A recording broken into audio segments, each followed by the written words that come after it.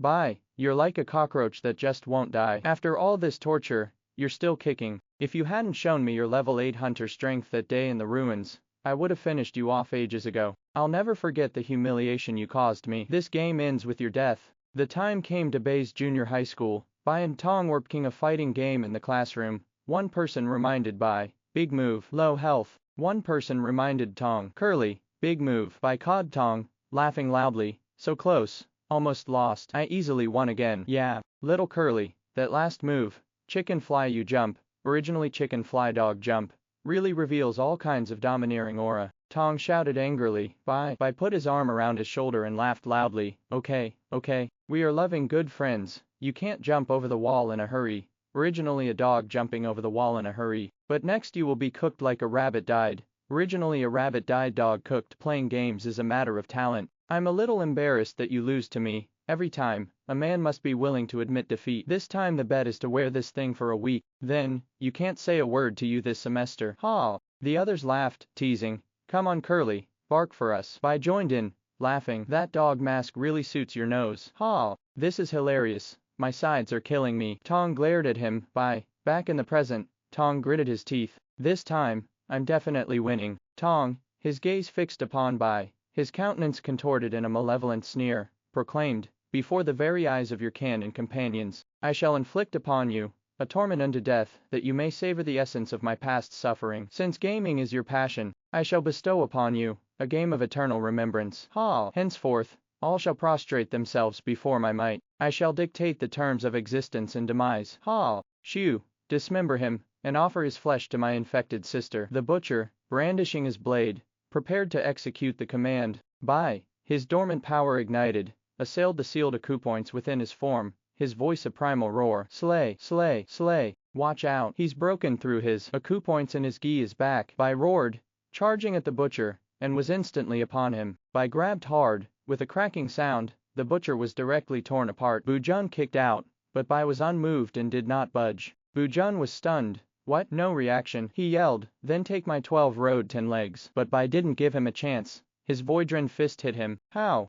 What's happening? He was at death's door a second ago, and now he's all fired up. Bai roared and leapt forward. Tong panicked. Guards, stop him. Rocket charged in. Zhuorong's divine flame arrow. Bai countered. Voidren fist. The two powers clashed, creating a massive explosion. Tong, his voice a torrent of profanity, fled in terror. Rocket, caught utterly unprepared by Bai's reckless charge, watched in horror as Bai, his eyes devoid of reason, roared, slay.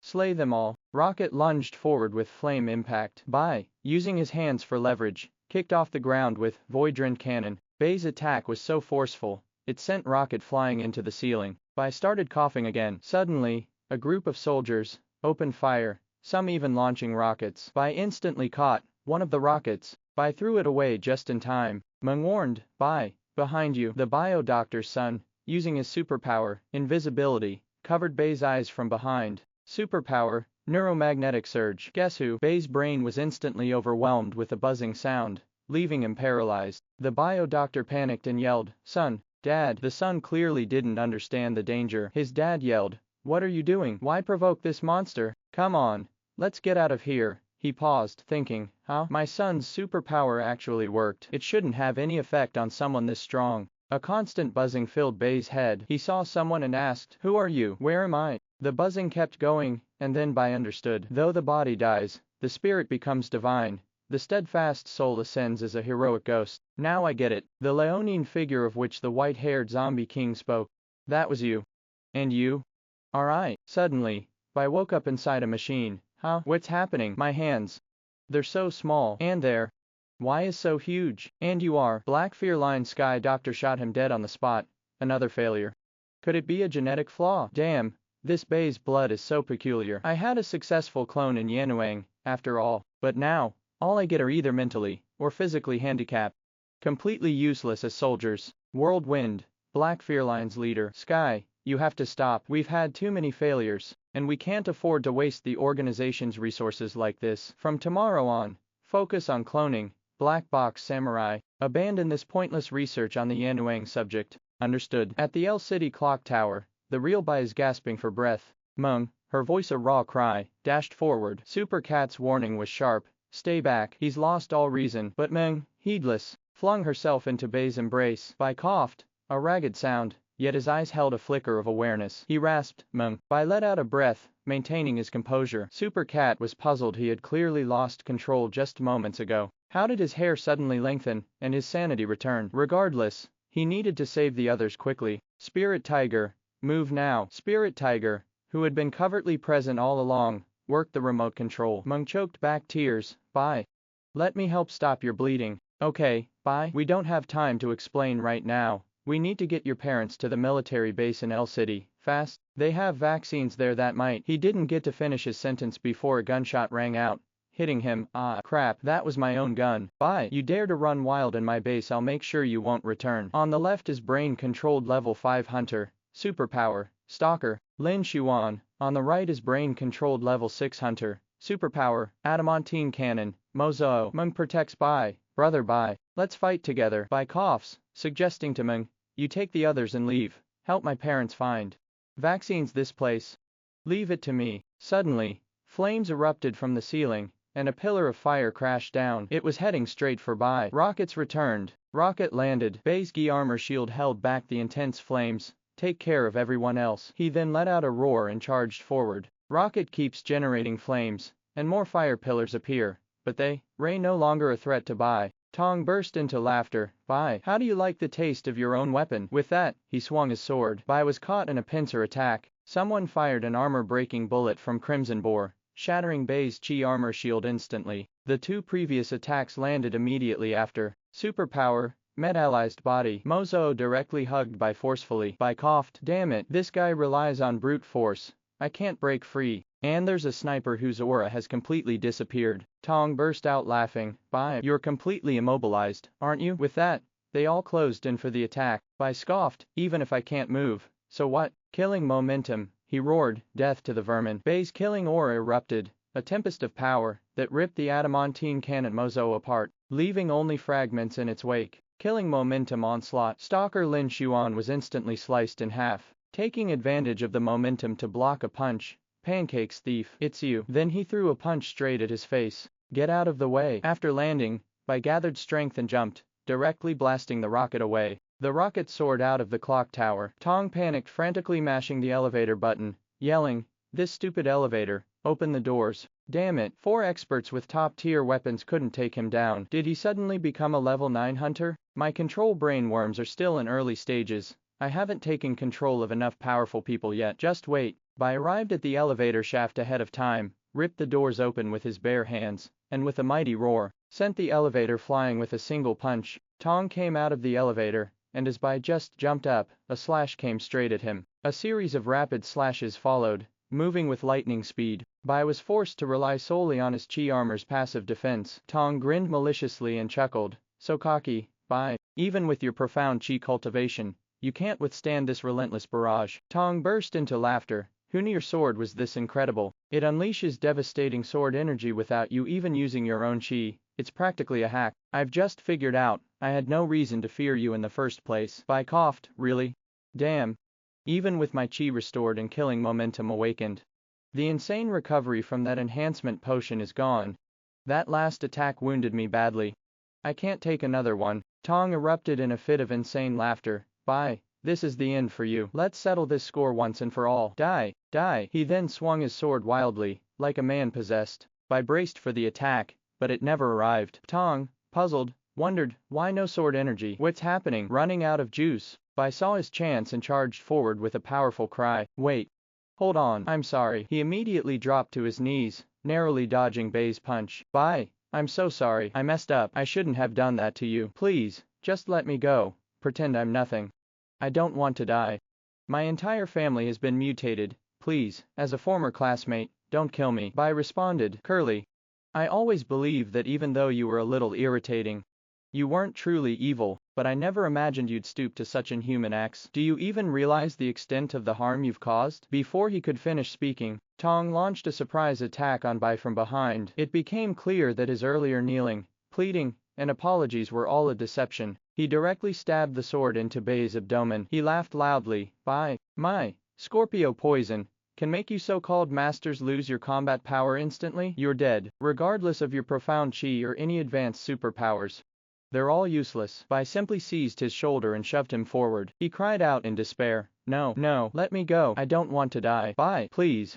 Bai." They plummeted from the clock tower free-falling until they hit the ground with a devastating impact. A racking cough tore through him, tears a torrent, and a sob escaped his lips, as memories, like phantoms, rose from the depths of his past. Back then, Tong was sobbing at his desk, having lost a fighting game to Bai earlier that day. Bai walked into the empty classroom. "Curly, school's out, why are you still here? It's embarrassing for a guy to cry. I already cleaned the room." "Okay, I admit, I was a bit harsh, but you shouldn't have tried to take you from me. She's my queen, after all. You have to accept defeat." Tong kept sobbing. Bai tried to soothe him. Okay, I'm sorry. Here, have my favorite pancake. Please stop crying. Seriously, I'm kind of sad to give this away, it's such a good pancake. Curly, are you going to eat this or not? If you don't want it, I'll have it." Tong stopped crying. "Wait. Hold on." The present returned, a bitter smile twisting Tong's lips. "Hungry," he whispered, his vision blurred, the world fading to black, and the rhythm of his heart stuttered, then ceased. Down in the clock tower's parking garage, the biologist with the PhD had a plan. "Tong's done for. I can't stay in L City anymore.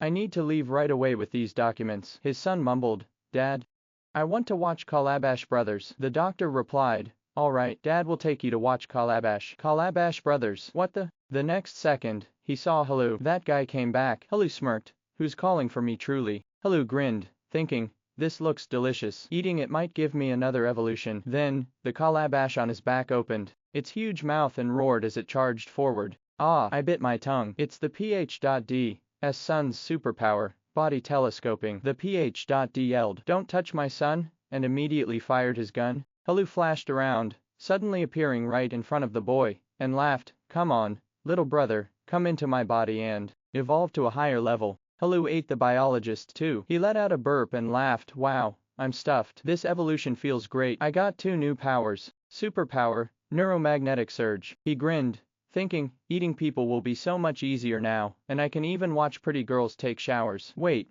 what am I saying? That's weird. Superpower, invisibility. Bai suddenly opened his eyes, coughing, and shockingly stood up. "Dead," he groaned. "Everything hurts.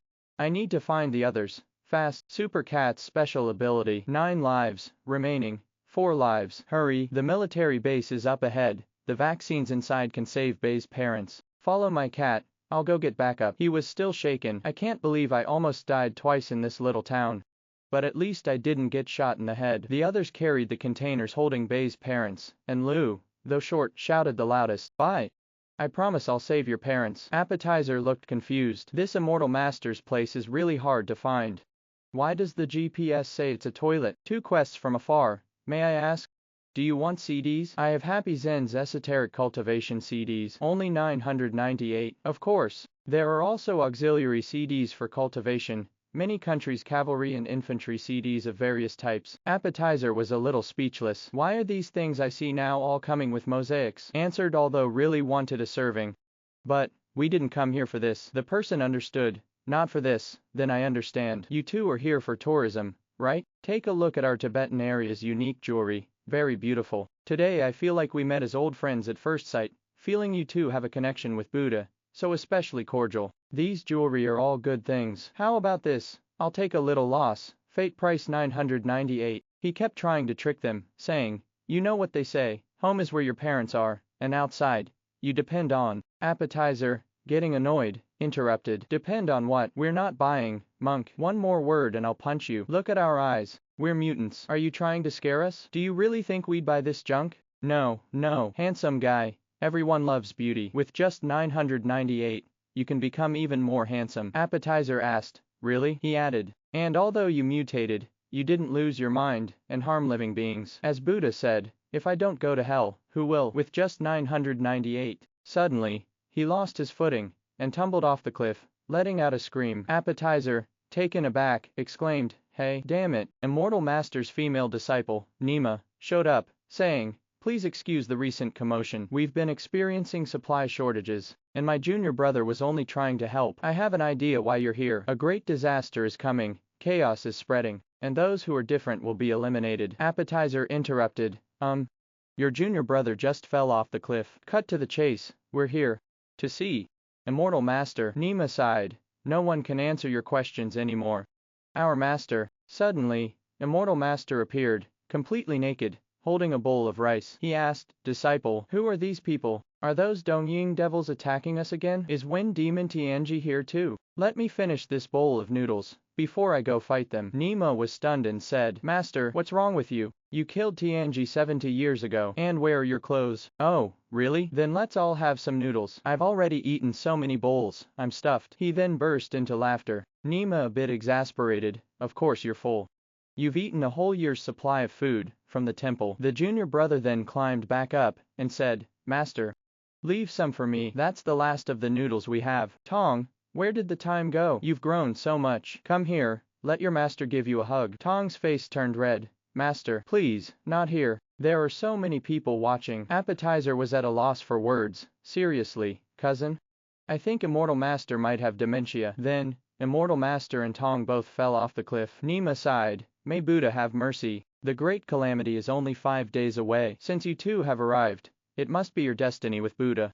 Why don't you stay here? The military will be bringing a large supply convoy up the mountain tomorrow. So, it seems, based on the infrasound data, in 5 days, this so-called king is going to turn the world upside down. I'm not sure if it's true. Cousin, what should we do? Replied, let's wait. Let's wait until the world actually changes.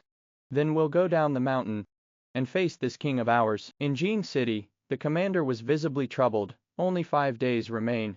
6 days have passed since we received the intel.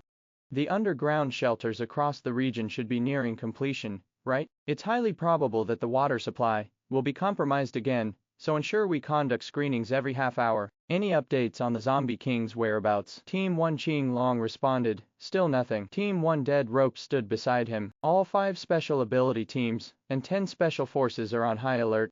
Jing City cannot fall, no matter the cost. We've also informed all other nations. Flame Swallow rushed in, flustered. Commander, we've got him. We've found the zombie king. There's a huge concentration of mutated creatures on an island in the South Yanuang Sea. The zombie king is very likely there. Today, our drone inexplicably crashed 200 miles off that island. We sent a team to investigate, and they traced it back to this island. The commander gave the order, Alright, Qing Long, take your entire team and head there immediately. You must eliminate the source of the infection. Qing Long acknowledged. Suddenly, Wood Rhino burst in, agitated. Commander, we have a problem. Slow down. What's wrong? He answered, Dongying. Dongying's already broken out. The commander, in disbelief, said, but we have 5 days. How could Dongying erupt so early? The streets of Dongying are now overrun with zombies, screaming for flesh. The zombies in Dongying are screaming, their faces twisted and terrifying. Everywhere, the piercing screams of zombies filled the air, an unending cacophony.